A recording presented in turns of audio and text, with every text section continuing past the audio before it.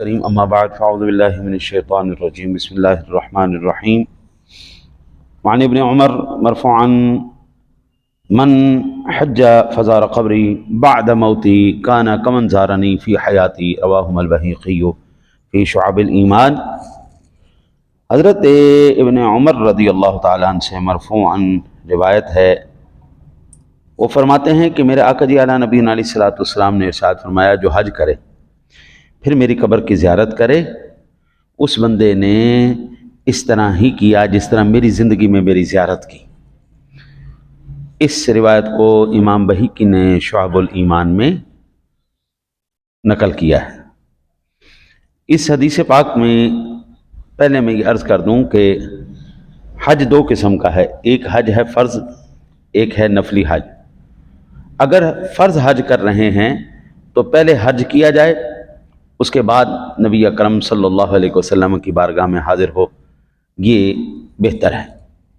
اور اگر نفلی حج ہے، یعنی پہلے اپنا فرض ادا کیا ہوا ہے، اب نفلی ہے، تو اب حق یہ ہے کہ سب سے پہلے حضور سرور دو عالم صلی اللہ علیہ وسلم کے روضہ انور پر حاضری دی جائے، پھر اس کے بعد آپ حج کے لیے تشریف لے جائیں، پھر وہاں سے واپسی آ سکتے ہیں۔ بہتر اپنا یہ ہے کہ مدینہ منورہ سے ہی بندہ حج کے لیے جائے اور وہیں سے پھر واپسی آئے۔ اگر وہاں سے بیت اللہ سے حج کر کے واپس جا سکتا ہے تو اس میں بھی کوئی حرج والی بات نہیں ہے۔ اب رہی بات دوسری یہ کہ جس نے میری قبر کی زیارت کی اس بندے نے اسی طرح کیا جس طرح میری زندگی میں میری زیارت کی۔ یہ بڑی واضح ترین احادیث ہیں۔ میرے آقا جی اعلیٰ نبینا علیہ الصلوۃ والسلام کی ذات گرامی نے دو ٹوک بتا دیا، بلکہ قرآن پاک سے ہی ہمیں یہ پتہ چلتا ہے عام بندہ مومن اور کافر کی موت کے اندر بھی فرق ہے، پھر ایمان والے کی موتوں کے اندر بھی فرق ہے۔ عام مسلمان کی موت اور ہے، نیک اور صالح کی موت اور ہے، شہید کی موت اور ہے۔ تو جب عام مسلمانوں کی موتوں میں فرق ہے تو آپ خود تصور کر لیں نبی کی اور امتی کی موت میں بھی تو فرق ہوگا۔ میرے آقا جی اعلیٰ نبینا علیہ الصلوۃ والسلام نے ارشاد فرمایا، الانبیاء احیاء فی قبورہم یصلون۔ یہ مسند ابو یعلیٰ کے اندر اور امام بہیقی نے دونوں نے اس کو روایت نقل کیا ہے کہ انبیاء اپنی قبروں میں زندہ ہیں اور وہ نماز بھی ادا کرتے ہیں۔ پھر میرے آقا جی اعلیٰ نبینا علیہ الصلوۃ والسلام نے ارشاد فرمایا، ما من احد یسلم علی الا رد اللہ علی روحی حتی ارد علیہ السلام۔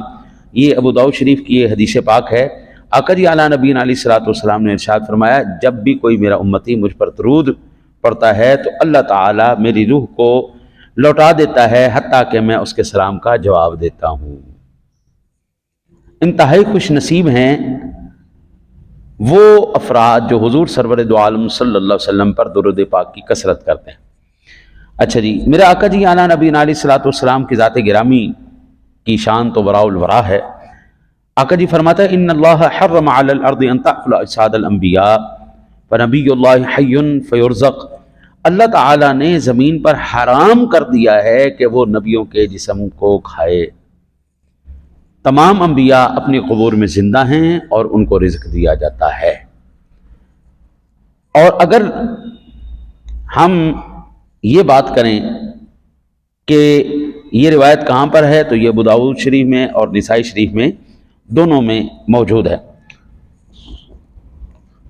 میرے آقا جی اعلیٰ نبینا علیہ الصلوۃ والسلام کے صدقے جائیں، یہ اعزاز آپ کے بعض امتیوں کو بھی حاصل ہے کہ ان کے بعض امتی بھی مرنے کے بعد قبروں میں محفوظ رہتے ہیں، ان کی قبروں میں ان کے جسموں کو کوئی چیز نہیں کھاتی۔ اس کی مثال میں آپ کو عرض کروں، نبی اکرم صلی اللہ علیہ وسلم کی ذات گرامی کے والد گرامی حضرت عبداللہ آقا جی کی ولادت سے پہلے ہی آپ وصال فرما گئے تھے۔ سن 1925 کے اندر جب حرمین شریفین کی توسیع کے لیے ان کی 17 صحابہ کرام اور حضور سرور دو عالم صلی اللہ علیہ وسلم کے والد گرامی کی قبروں کو کھولا گیا تو اس وقت ان کے مزارات میں سے جو ان کے اجساد نکلے ان کے کفن بھی میلے نہیں ہوئے تھے۔